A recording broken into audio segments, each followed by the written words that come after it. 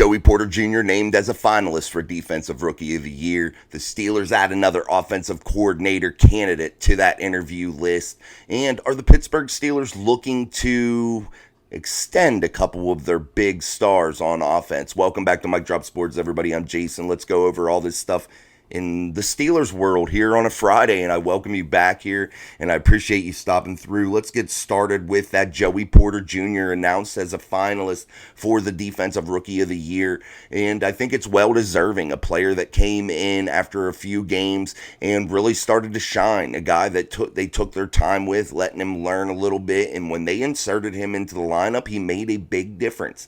Joey Porter Jr. did have some penalty issues here and there, but his overall performance, I'm going to say it was pretty damn good. It was quality, and he made a real difference in that defensive backfield, and for the majority of the year, he was the absolute best player in that defensive backfield, a guy that you could rely on, a guy that followed the team's top receiver, the opposing team, and you can't just find those guys anywhere. It takes years. You've seen the Steelers search and search and search for cornerbacks, and they bring in older guys and Joe Hayden, but they've never really just hit on that draftee, that rookie guy that just came in and was able to contribute since, I believe, Ike Taylor, in my opinion. But Joey Porter Jr., excellent year. Big time interception in a big game against Baltimore, guarding teams' top flight receivers week after week, accepting that challenge, never really hitting the rookie wall. You saw him take a cheap shot in the playoff game in Buffalo and sustain a concussion. We'll see how he recovers from that moving forward. But overall, Joey Porter Jr. is going to be a real star in this league, guys, and we have to really appreciate that because these guys just don't come around all the time, and that is valuable to have a guy like him coming in, rookie, and doing what he's done, and that's really going to solidify the Pittsburgh Steelers' defensive backfield, especially on the edge at the corner position for many, many years to come, and that is one of the foundational pieces you need when you're constructing a top-shelf defense. They have the superstar in T.J. Watt along that defensive front. Now they have the cornerback that is a star. They need to get Keanu Benton to emerge as a star, and I think that would give you three layers there, coupling that with all Minkah Fitzpatrick in the backfield if he can get back on track after having an injury-riddled season and not produce in the way that Minkah or his contract dictates. But, we'll see how that goes. But the Steelers are really starting to gain those foundational pieces on defense. And, guys, that's a big sign. That's a good sign to see those things, those layers start to build as we head toward next season. And the Pittsburgh Steelers defense looking a hell of a lot better if we can come up with a little bit more offense and keep them off the field as much as possible.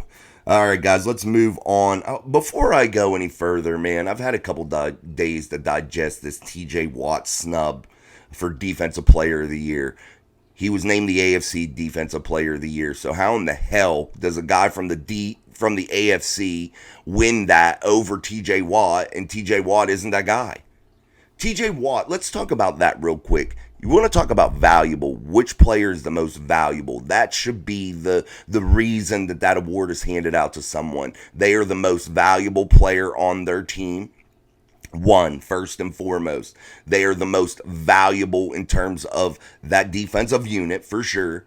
And the guy puts up stats. The guy isn't buried behind Myles Garrett in statistics at all. TJ Watt led the league in sacks. He's the sack leader for the whole league with 19. A guy that forced 4 fumbles. A guy that intercepted the ball. A guy that really makes a difference that offenses have to play in against. And I'm not saying Myles Garrett isn't a guy that the opposing offenses have to play in against. I'm not saying that. But if you look at who means more to their team, who means more to the defense as a whole, that is TJ Watt. He is the most valuable player on defense in the entire league, if you ask me. The Steelers' record seems to dictate that, being 1-11 without TJ. But you're looking at TJ's body of work this season, and he wasn't injured. He was consistent. Yes, he missed the playoff game, but that's not what this award goes off of. It goes off of the regular season. And TJ Watt proved time and time again that he is an absolute game changer, an absolute game wrecker, and I'm not sure how he got snubbed for this award. Myles Garrett, congratulations, like whatever, you know. I'm not on board with it though. Maybe because TJ has been the defensive player of the year before. Maybe that's why they don't give it to him again. I don't know. I don't know. I don't understand the logic. I'm not understanding what these writers are looking at. If you're going off of Pro Football Focus grades, you're bullshit. Bullshit, in my opinion. You don't go off of Pro Football Focus and let them dictate the way you vote. And I've seen some writers in Pittsburgh that have a vote use that as their catalyst. Peter King was one of them that I seen also go off of that. You can't do that, dude. It's absolute horseshit, in my opinion. And I think you need to really break it down and not just rely on a website that gives grades each week to dictate where your vote goes. There's a lot more to it than that. And I think we've become lazy as a society with just relying on a website here and there to give us all our information. But you got to really do your research. Look at a ton of things. Watch a ton of things. Listen to a ton of people talk about it.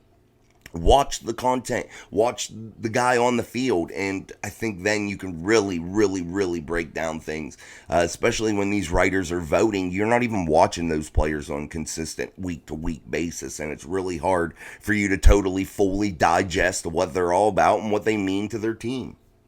But let's get off of that soapbox, guys. It's just absolute ridiculous. I just still can't believe it. I've been in shock. So let's talk about a couple extensions that might be coming down the pipe for a couple big stars on offense. The first being Najee Harris. Najee Harris approaching that fifth year. Next year, he will still be under contract, and he will earn $2.4 million in base money next year. But he'll count 4.1 million against the cap, guys. So that means he had gotten a bonus somewhere. So that money always counts eventually. So you're just moving money down the pipe is what you're kind of doing with these bonuses and things of that nature. But Najee Harris, his 5th-year option would be $6.9 million. Now, does Najee become a real superstar from now until then? I think he's a quality player. Do I think he's $6.9 million a year good at the running back position? No, I don't. But I think if you could get an extension done with Najee Harris to where you now wipe out that 5th year, that $6.9 million, and totally void that and move on to an extension to where you could possibly tie him down for 3-4 years. I would say 4 years would be perfect if you could get him in at roughly $4.5 million per year. I think that would be an absolute perfect scenario for Najee and for the Steelers. I don't think Najee's value is $6.9 million good, in my opinion, but not in a league that doesn't pay running backs anymore. So I think you could draft another guy. You could utilize Jalen Warren. I think you could find another running back somewhere as opposed to eating up $7 million of your cap space for that 5th-year option, or maybe paying him even that much moving forward on an extension. I don't think that that's where the Steelers want to be. Even $5 million, though, like that would be perfect too.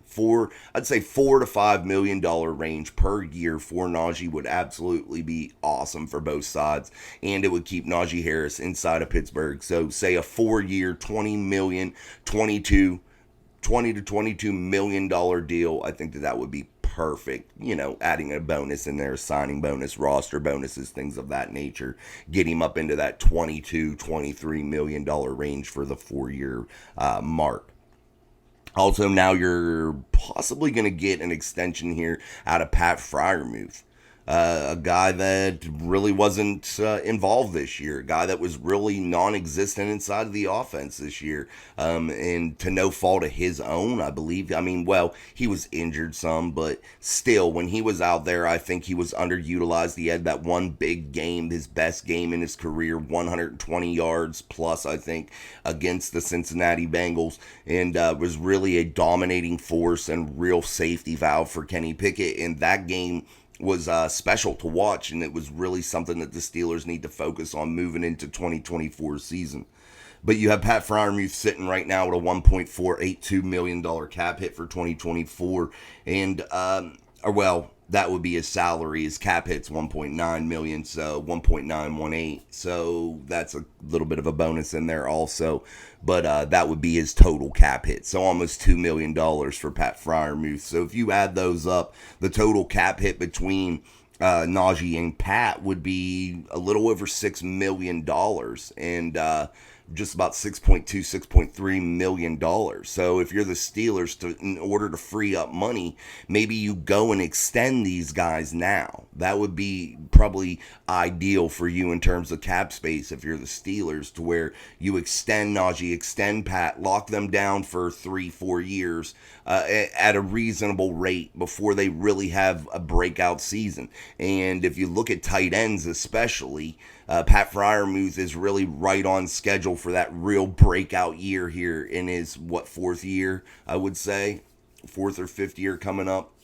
So this is really right on schedule for tight ends to start really being ultra productive. I'm not saying he's going to be a Mark Andrews, a Travis Kelce. I'm not saying that, but I think he's about due to start really being incorporated into this offense, due to really start shining and really start to make a name for himself this season. I think this is going to be a real breakout year for him. And if you're the Steelers, you'd be smart to get him in around that Najee Harris number, $5 million, $6 million per year, and have a quality tight end locked down for maybe even 3 years. That would be perfect. That way you're not married to him forever in case he does become injury riddled again, like he has been throughout his career, or he doesn't have the production that you want to see, and you're not married to him forever, and you could get out of that contract easily if you need to. So maybe 3 years, $18 million, maybe that would be a perfect spot for the Pittsburgh Steelers.